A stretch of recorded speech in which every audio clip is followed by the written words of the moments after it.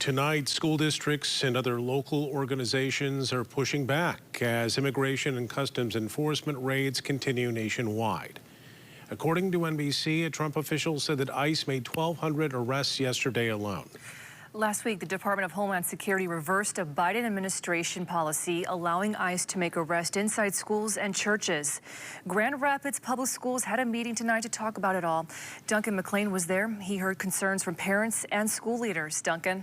Brian, Amber, emotional testimony dominated tonight from GRPS students and community members as the district's Board of Education officially opened their public discussion on how to respond to immigration enforcement executive orders.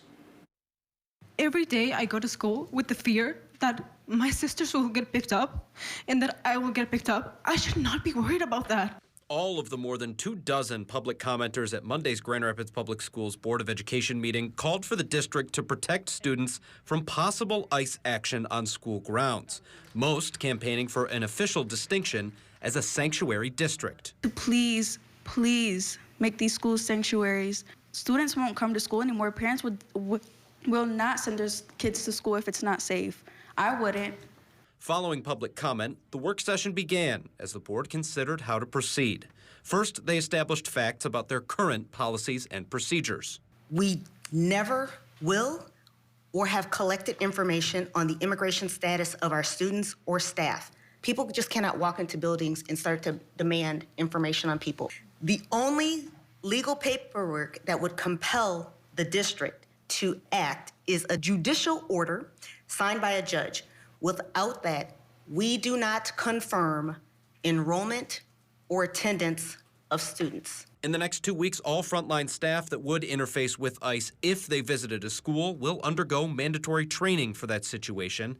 And finally, a possible resolution or statement was discussed. Some trustees worried official language from the district would stoke fear in the community or risk retribution from Washington. We can make ourselves a target by making these type of declarations.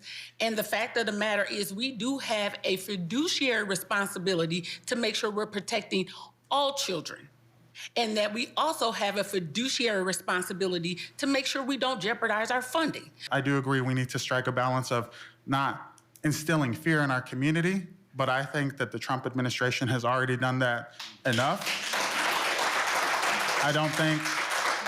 I personally don't believe by us not saying anything, our families will be safer.